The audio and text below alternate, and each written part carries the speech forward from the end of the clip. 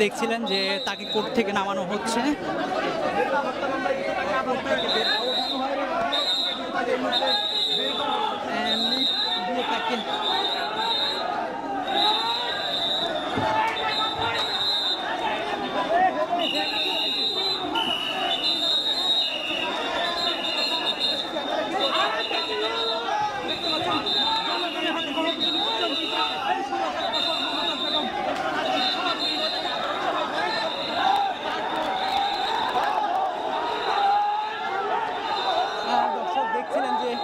Court থেকে বের করার পরেই মমতাজকে কিন্তু সেই গারদখানায় নিয়ে যাওয়া হচ্ছে এবং আইন শৃঙ্খলা রক্ষাকারী বাহিনীর সদস্য যারা রয়েছে তাদের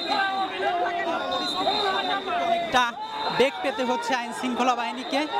তাকে কিন্তু সেই গারদখানায় নিয়ে যাওয়া হচ্ছে।